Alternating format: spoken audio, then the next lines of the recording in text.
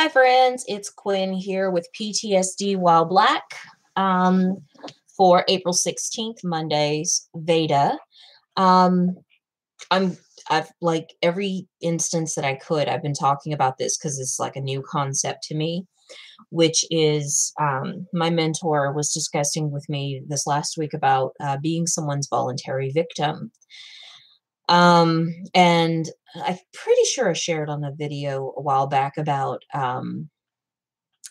making amends with those people that I've harmed since I've had the concussion, whether harm has been me cutting people off or um, especially with the PTSD, being extremely paranoid or being extremely fearful or abandoning relationships, et cetera, et cetera.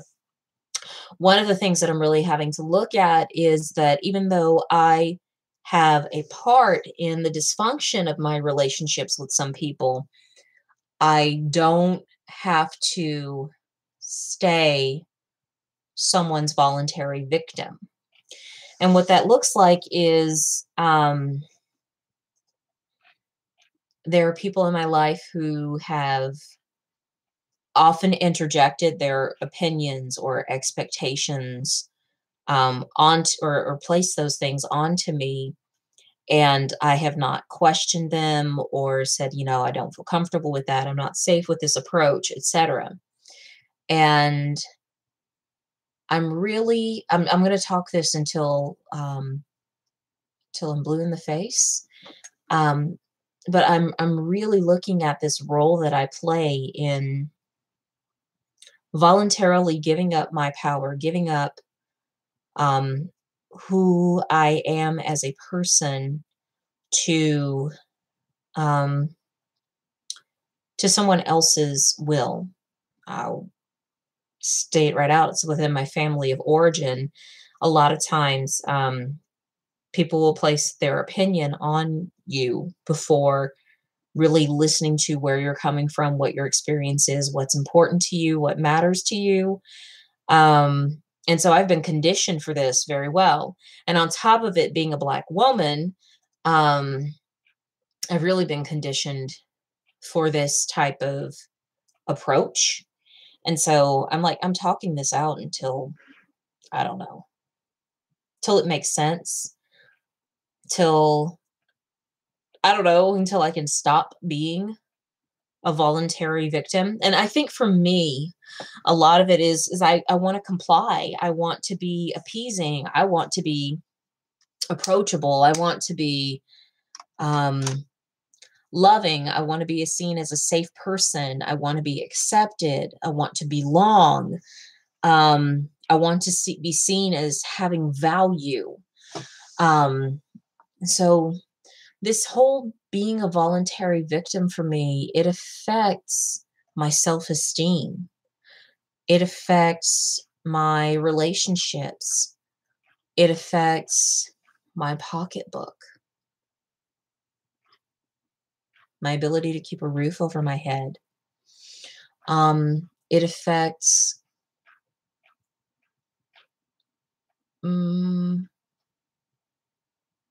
obviously my sex life. It affects my sex life even. That if I don't comply or submit in some sort of way to others, I won't have my needs met. I have this fear of not having my needs met. And so I really have to pick that apart before I can start to make amends with those people who I've engaged in this type of a relationship with them. Yeah, there's so many things that it threatens.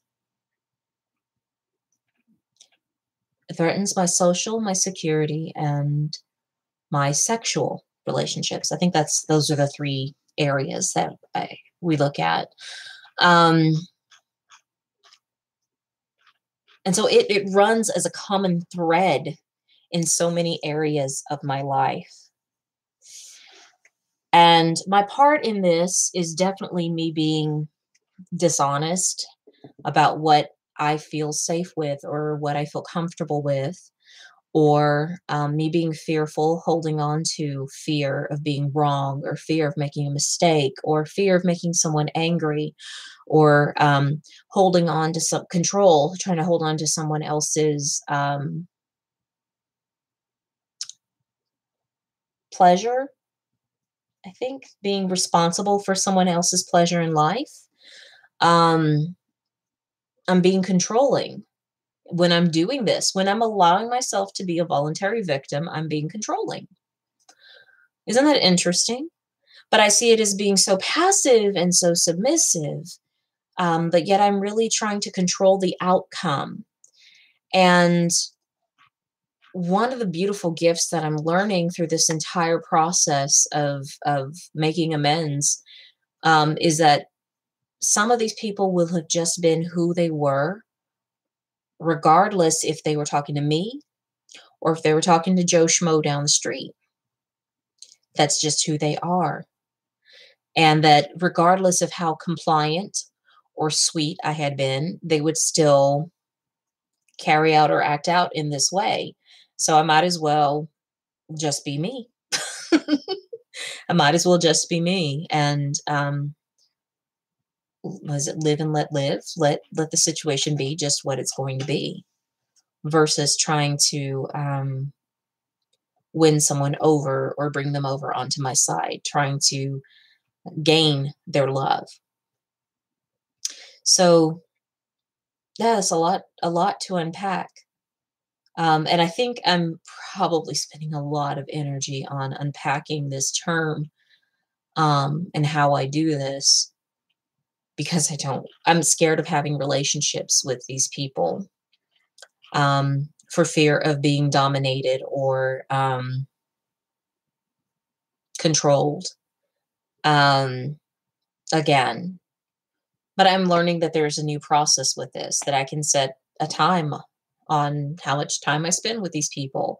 Or I can say, you know what, I don't feel safe with this approach and I need to leave right now for my self care. That sounds crazy, but I'm going to have to start just using that, because there's only so many spoons that I get during the day. And if I'm spending all my spoons on someone's negativity or controlling behavior, then what am I going to have left for me? Because it's my responsibility to make me happy and to keep me safe.